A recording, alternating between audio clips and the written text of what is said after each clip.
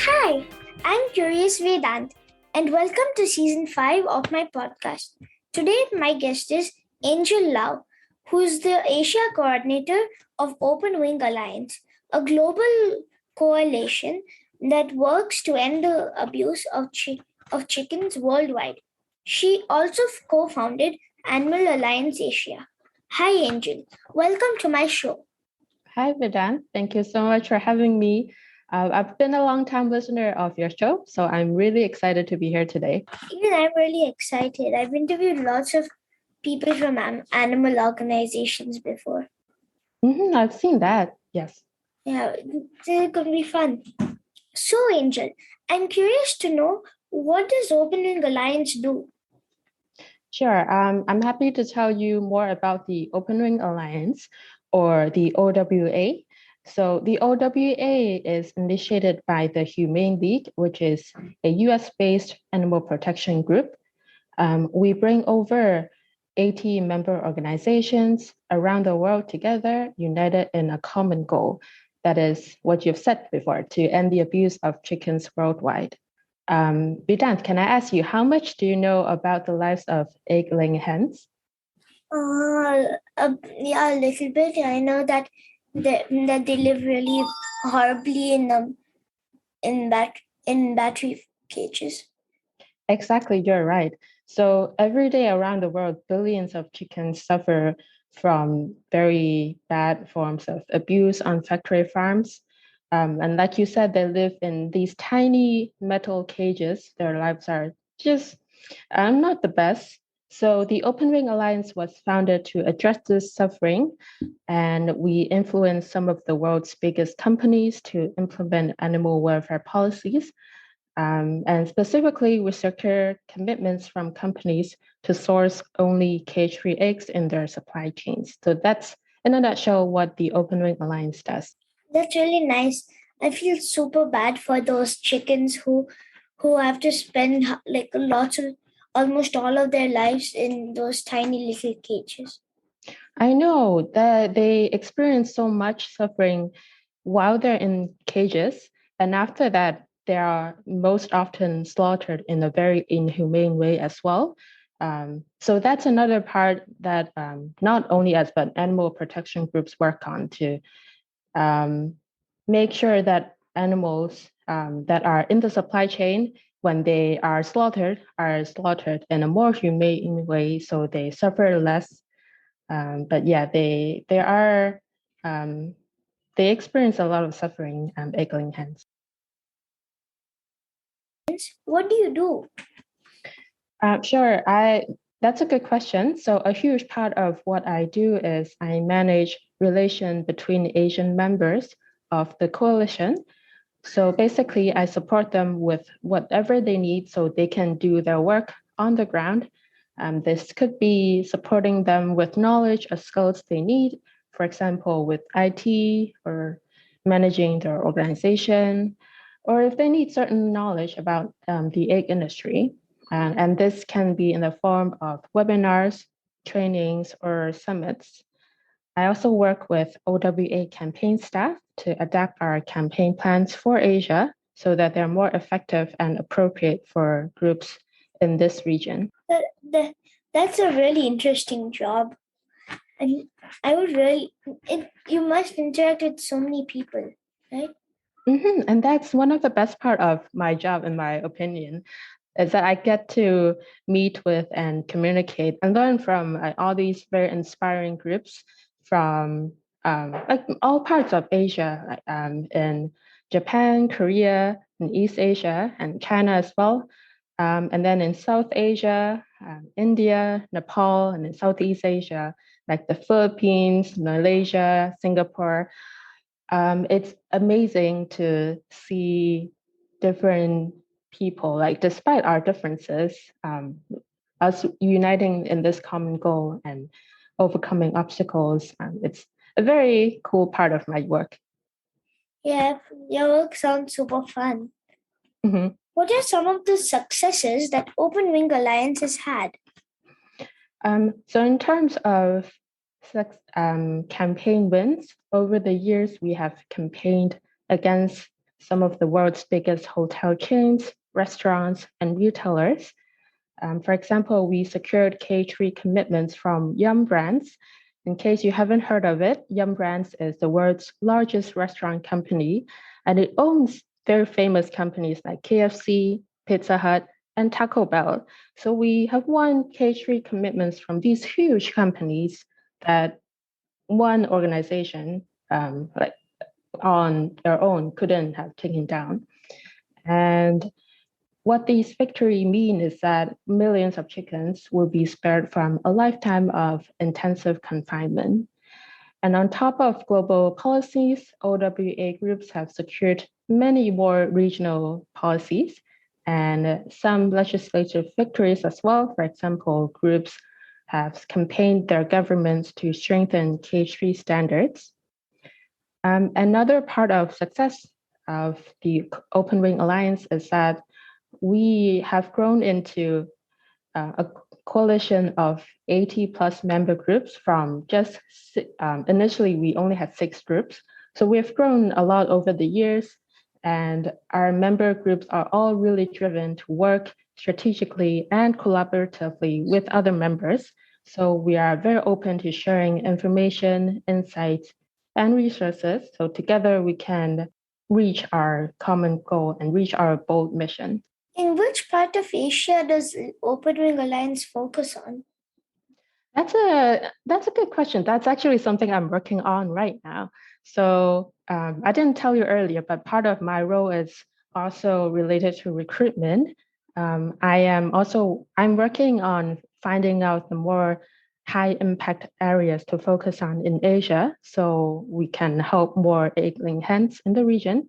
And I don't have a definite answer yet, but I would say China is definitely one huge country that has a large population of egg-laying hens who produce a lot of eggs, and Southeast Asia as well for different strategic reasons. But that's a good question. This is something that is part of what I'm working on, and other regional coordinators of the Open Ring Alliance are trying to figure out as well. What are some of the biggest challenges that Open Ring Alliance has faced? Mm-hmm. So, so globally, because we have already secured K3 commitments from some of the bigger global companies, that means that the rest of them are quite stubborn when it comes to animal welfare policies. So it won't be super easy to convince them to go K3. So meaning we've taken down the lower hanging fruits, the easier targets.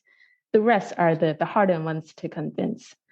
And then in Asia specifically, because of differences in culture and context, most of the time we need different strategies to be implemented in Asia. And I can give you some examples. For example, in the West or in US, it's quite common for us to single out an individual, say the CEO of KFC. We make a meme or we make materials around this person, and we try to convince KFC to go K3. But in Asia, especially in Japan, the member groups in Japan cannot really do that because there are defamation laws in Japan that prevent them to do so. If they do single out and target a particular company or one individual, say that CEO from KFC, our member groups will very likely be in legal trouble. So there are different examples like these that make our work challenging at times. But I would say it's also what makes our work interesting because we have to adapt to the different situations in our member organizations' countries. I know that you create educational content in Chinese and Cantonese. What kind of content do you create?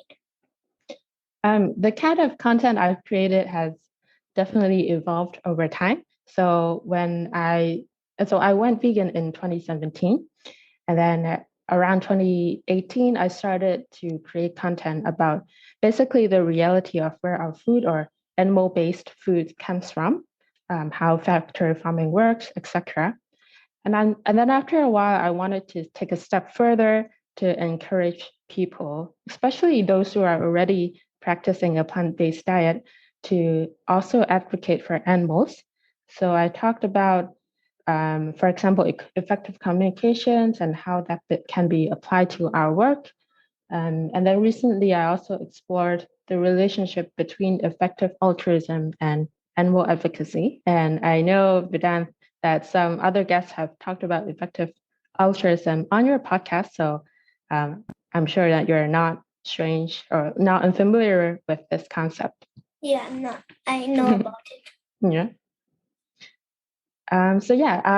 Basically, I want to support people who are plant-based or vegan curious and inspire them and support them to be better advocates for animals. That's really nice. So, where can I find your content? I am mainly active on YouTube and Instagram. I can share my links with you later on. Yeah, that's where I mainly post my content. I am thinking of starting a blog. If that's public, I'll link them on my other platforms as well. But YouTube and Instagram are where you'll mainly find me. That's nice. What can my listeners do to support your work? Thank you for asking this. So, in terms of my work at the Open Wing Alliance, if listeners of the Dance podcast, if you do consume eggs, I would encourage you to choose cage-free eggs. And if you want to take a step even further, then I would encourage you to try a plant-based diet. As for my personal work, I would love if you can check out my work, leave a comment, and let me know what you think. And I look forward to learning from your listeners as well.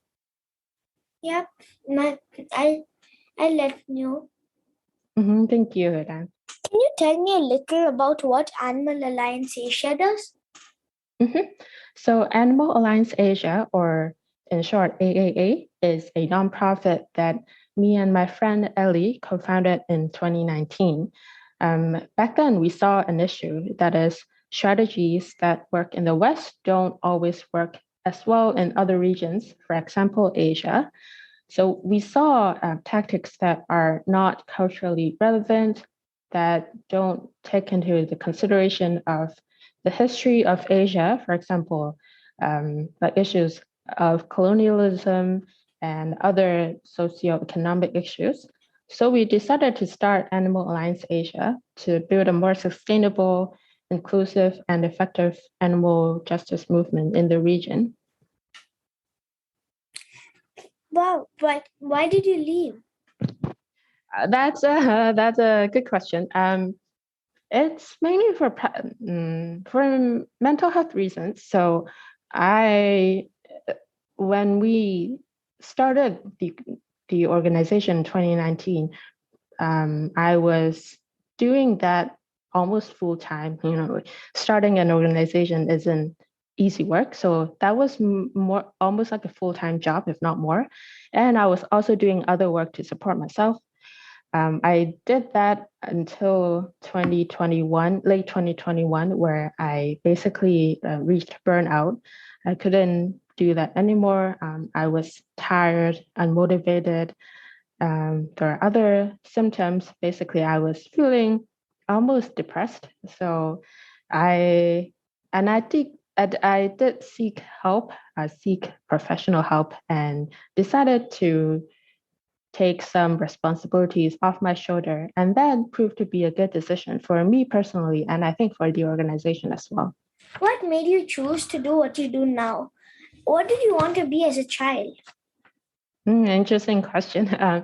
So as a child, I actually didn't have much of an idea what I wanted to be. I liked science and animals in general, cats especially, but I didn't know what I wanted to do. And that was the case until I was in my first year of university when I was studying biodiversity.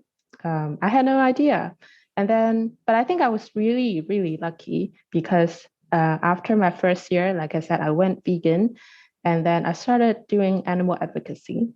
And I just had this feeling that this is what I wanted to do. Like advocating for animals is what I wanted to dedicate my life, my time or my career doing. And it almost feels like it isn't much of a choice because I was and still I'm just drawn to it. So I guess in short, just the love for animals inspired me to do what I'm doing now. Yeah, I really, really love animals. And yeah, I'm not so sure what I want to do when I grow up.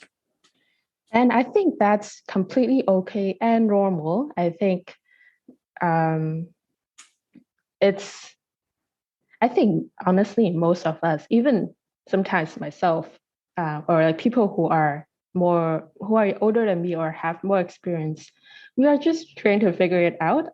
We have different life experiences. We come across different things that I'm sure will inspire us to try out different things. And I think it's good to keep your options open. And I'm sure Vedant, with your curiosity and your skills and knowledge, I'm sure with your curiosity, you will be doing great things in the future. Thank you. I have a few options in mind, actually. Yeah? Yeah. Would you mind sharing? No, I don't mind. A few of them, like one of them, which it's quite recent, but I really love is car designing. Okay. Can you tell me? There are few designs in my wardrobe, which is behind me, and I also want to do animal work, like my father and mother. Wow, car designing, that's interesting. I mean, I personally don't know a lot about cars, but I'm sure a lot of work goes into making a good or like a cool car even. Yeah, I think so. Mhm. What are your hobbies? I There's one hobby that I used to like that I want to get back into, that is parkour. Have you heard of that? It's a sport. Yeah, I've heard of it. Right. So in case your listener aren't aware, so parkour, or some people call it free running, it's a sport where you try to move over or through obstacles from one point to another. So you might have seen people like climbing walls or jumping over fences or rolling on grass. That's the kind of moves that you might see in parkour. So I actually got into it when I was in the UK. And I think it's just a really fun sport. And you can do it outdoors in the city as well. So it might be a good one to try in Singapore. So I want to get back into doing parkour. Some of my other hobbies are reading. I like reading nonfiction and books that help me to be better at my work. So it could be anything from psychology or communications to history books. I really love books, both fiction and nonfiction. Yeah. What are some of your favorites now? Harry Potter. I'm reading the 5th one now. And I like Roald Dahl. Mm-hmm. Yeah. Oh, yeah. Those are my top favorites. Harry Potter is such a classic. That's classic. And I read Roald Dahl when I was in primary school too. Yeah, Roald Dahl is fun. Thank you so much for coming on my show. Thank you, Vedant, for having me. It was such a pleasure chatting with you, and I appreciate your time as well. Yeah, this was fun. Thank you. Mm-hmm. Dear listeners, follow my Facebook page, Curious Vedant, to get updates on my upcoming episodes. To listen at leisure on your phone and get notified about future episodes, subscribe by searching for Curious Vedant wherever you get your podcasts, such as Apple Podcasts, Spotify, Stitcher, Google Podcasts, and many more. You can also listen to my show at curiousvedant.com. Thank you for listening to Curious Vedant, and don't forget to rate and leave comments